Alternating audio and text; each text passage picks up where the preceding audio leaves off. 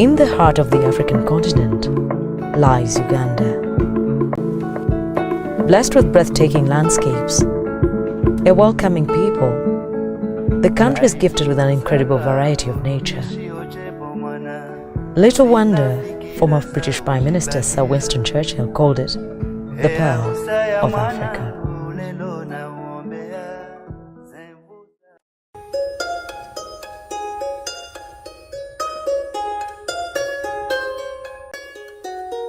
Over the last 2 decades, the poverty head count in Uganda fell from 24.5% in 2009 to 19.7% in 2012. However, nearly 40% of the households are vulnerable to poverty, living just above the poverty line. Older persons are particularly vulnerable. 93% of older persons in Uganda have no pension and therefore no form of income at all. Yet they continue to play an active role in society. Besides attending to their own old age needs, ill health, food, clothing, shelter, in Uganda, a majority of older persons have the burden of taking care of children orphaned by the devastating impacts of HIV/AIDS. Meet 70-year-old Stella Kavaseveni. She lives in Chichuchu, a small village in Chenjojo district. Renowned for tea cultivation, many people in Chenjojo have known tea growing as an occupation all their lives. For Stella, she spent years working on and off tea estates as a casual laborer and had to walk long distances to get such jobs. When she was lucky to find work, she made less than $1 a day. Unfortunately, for all the years she spent working on the plantations, more than 20 years, there was little to show for her sweat. In 2013, Stella was enlisted into the Senior Citizens Grant Program. For a year, she didn't collect her monthly cash, trying to save for a bigger goal. At the end, she received over $96. Her first priority was to buy a plot of land on hire purchase and constructed a grass-thatched house where she now lives. In Uganda, land is at the core of poverty. People without land cannot even use their labor to improve their lot. Land ownership is therefore one of the most empowering things a woman can do.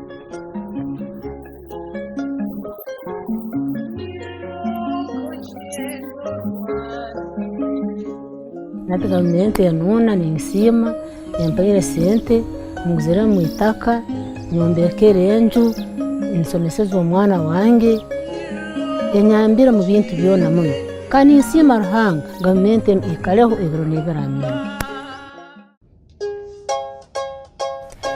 This is Karamoja area, northeast of Uganda. It's inhabited by pastoralists who traverse the vast semi-arid land with their animals in search of pasture and water. The inevitable movement of these pastoralists to vast places, no doubt, affects the Karamoja social order and the relations between the peoples of this area, the neighboring Karamoja districts, and the Turkana of Kenya. For years, this nomadic way of life has exposed this area to instability and insecurity occasioned by intertribal cattle rustling.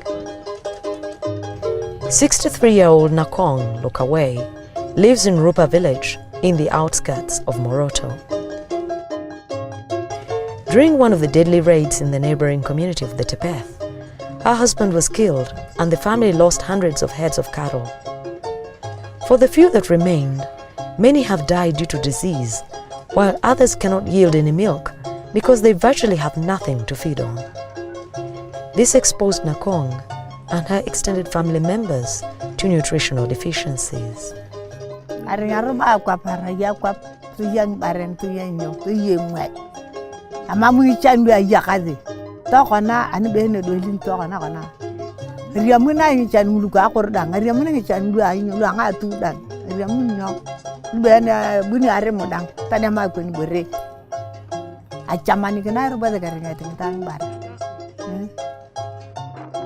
The introduction of unconditional cash grants in the Karamoja area in 2014 came in the nick of time for Nakong because receiving the monthly cash gave her the ability to restock her herd and ensure the family's daily nutritional needs.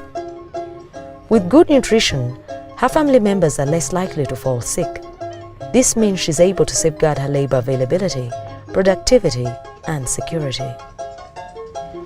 Therefore, Nakong's ability to take care of matters most pressing in her life, especially now that she can pay for her grandson's school fees and provide food, is real evidence that she's gradually climbed out of despair and chronic poverty.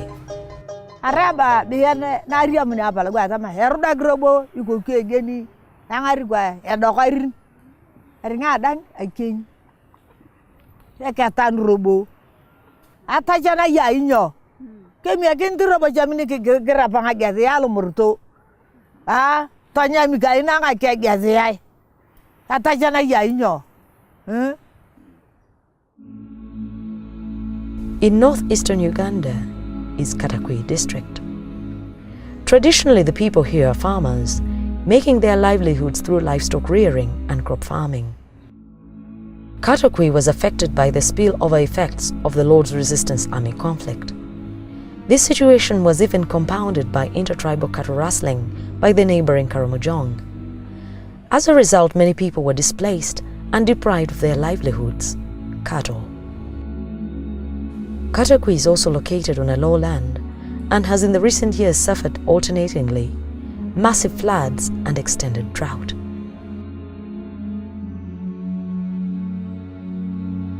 At 74 years old, Sipola Sio is widowed and has a physical disability. She lives in Getom, a remote village in Katakwi district. Because of her physical disability, Asio is at risk and highly vulnerable to so many shocks and disasters that occur in the district. In 2012, Asio was enrolled into the Senior Citizens Grants program. Now she receives a regular monthly grant of $8. Since then, there is a significant improvement in her life.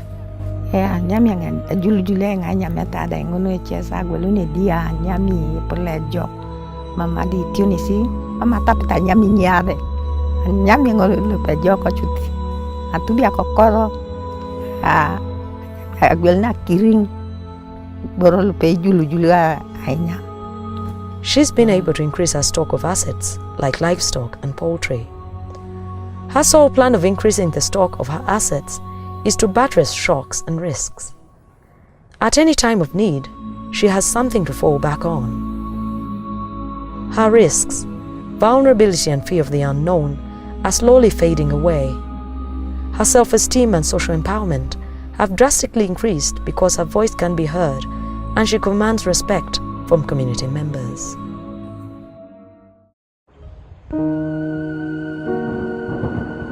In northern Uganda, where the Joseph Kony civil conflict left over 2 million people displaced, several hundreds maimed or killed, no doubt left many people's hopes and livelihoods lost.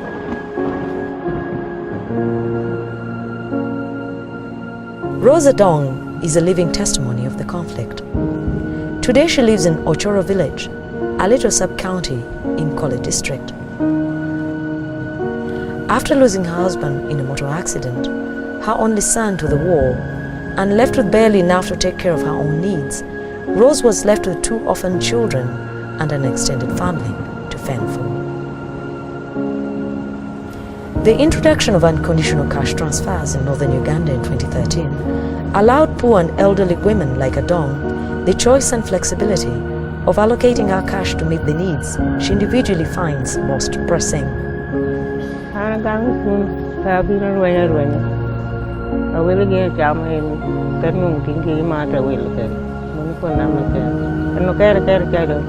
Agama joga ba pa kan pa wen eno kare no ger ke ba bolo ni kini no tie tete kina tete ni jama tete na mana no ate tike en kena ni no tie woti kan pa ma ko. With a sense of a predictable income, Adong joined a village savings and loan association, a community revolving fund in her village that promotes rural enterprise development and saving.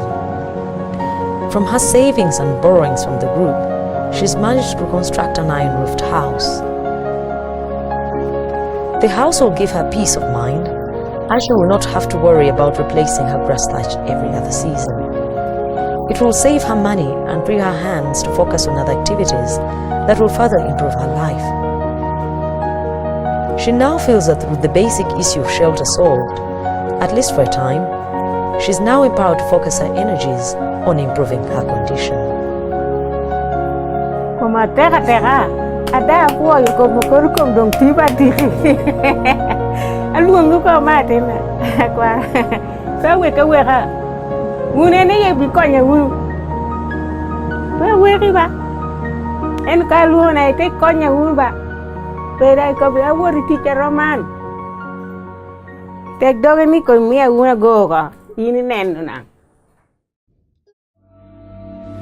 The impact of the Senior Citizens Grant has been nothing short of revolutionary for the hundreds of elderly women who have over the past 5 years gained the power and the means to come out of extreme poverty.